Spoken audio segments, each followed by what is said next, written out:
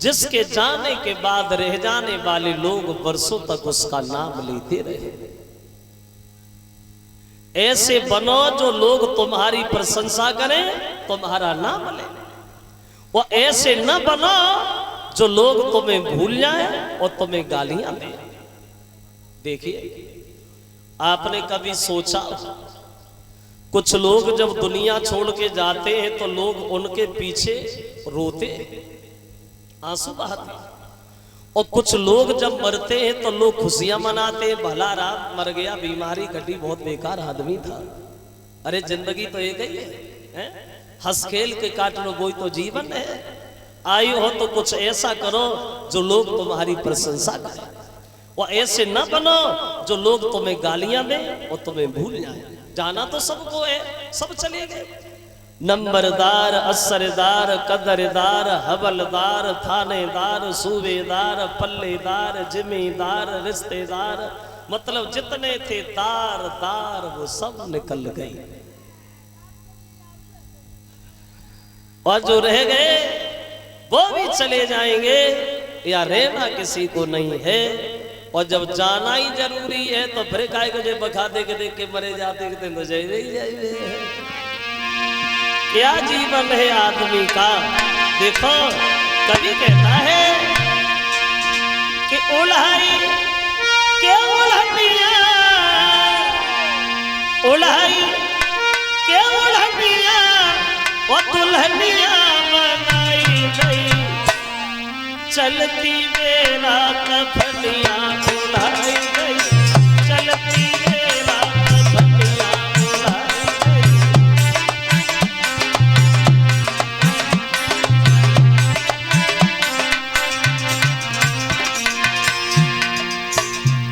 क्या जिंदगी आदमी पूरा जीवन हो जाता है मेहनत मजदूरी करते करते, घर में पैसा इकट्ठे करते करते, लेकिन जब जाता है तो कुछ नहीं जाता।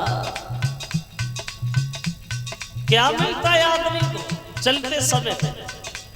4-5 मीटर सफेद कपड़ा, वो भी सबसे सस्ता वाला। देखा होगा, अगर कोई आदमी मर जाए, उससे समय ज्यादा हो जाए घर पे रखे रखे, तो बाहर वाले बाद में कहते, घर वाले पहले कहते ने जल्दी जला, लोग परेशान हो रहे हैं। लगा वल्ला, जब तक हमारे शरीर में जान थी तब तक हम सबके थे, सब हमारे थे। और जब जान नहीं रही तो वही लोग कहते कि घर वाले परेशान हो रहे हैं, और उसी से परेशानी होने लगी। देखिए, उल्हाई के उल्हनिया, उल्हाई के उल्हनिया और दुल्हनिया बनाई गई, चलती मेरा कफनिया उल्हाई गई, चलती मेरा कफनिया उल्हाई गई।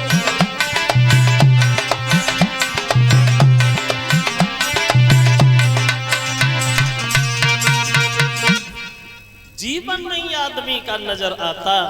जाना तो सबको है, सबको जाना है, या हर पल हर दिन किसी को नहीं रहना है। क्योंकि महात्मा कबीरदास ये कहते हैं कि सोया पैर पसार के तेरे सर पे मौत खड़ी है,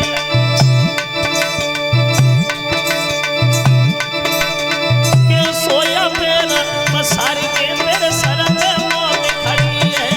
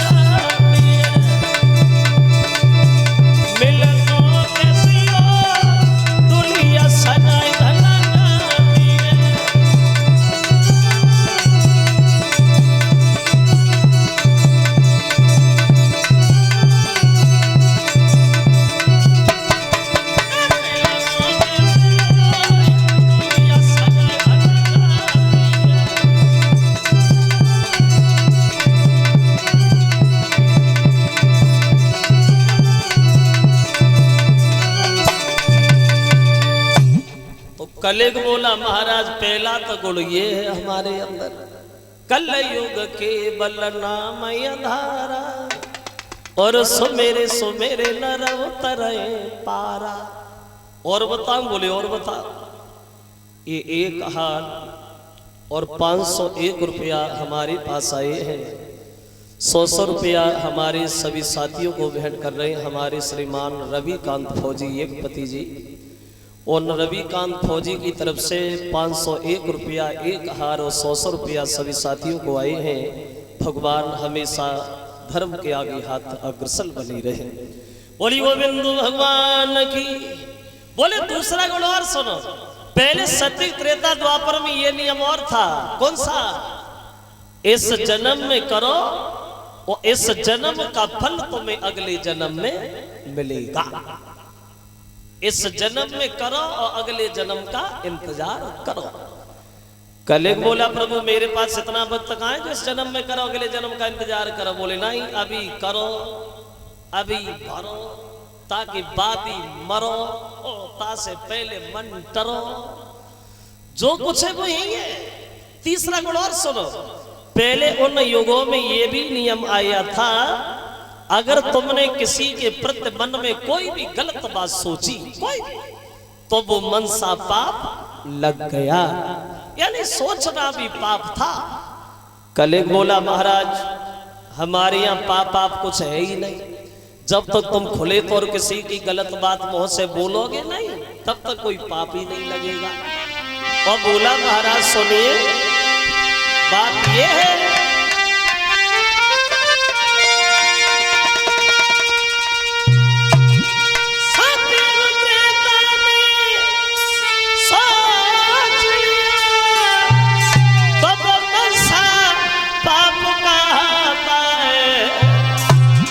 लेकिन मेरे यहाँ किए बिना वो कोई पाप नजर नहीं आता है।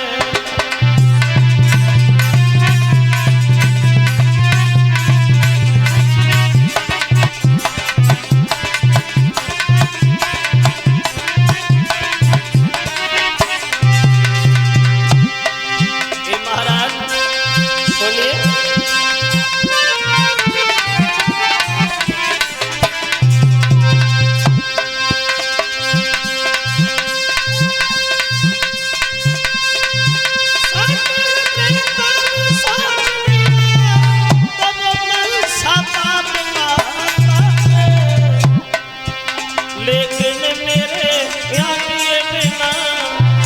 कोई पाप नजर नहीं आता है।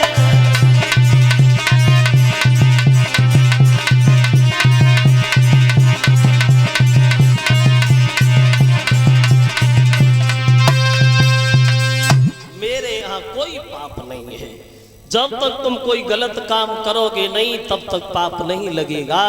और बात यह है आदमी खुद तो उल्टा काम करता है और दोष कलिग पे रख देता है कि कलिग है, कलिग है। जब तुम कुछ गलत करोगे नहीं तो गलत होगा कैसे। और बात ये भी हम सज्जन आदमी के लिए तो अमृत के समान और जो गलत लोग हैं हम उनके लिए जहर के समान हैं। गुण और अवगुण जो भी थे वो हमने सब आपको बता दिए। अब फैसला आपके हाथ में है, मारोगे या छोड़ोगे या तुम बोलो तुम क्या करोगे। तो कलिग से परीक्षक जी बोले देखो कलिग भैया तुम्हारी सफाई सुन के अब ऐसा लगता है कि तुम्हें मारना भी गलत है, तुम्हें मारना भी गलत है और इस तरह से छोड़ना भी गलत है। हम तुम्हें मारेंगे भी नहीं और इस तरह से छोड़ेंगे भी नहीं। मतलब ये है हम तुम्हें कुछ जगह बताएंगे, तुम उन्हीं जगहों पे रहोगे, हर जगह तुम नहीं रहोगे। कहाँ रहोगे?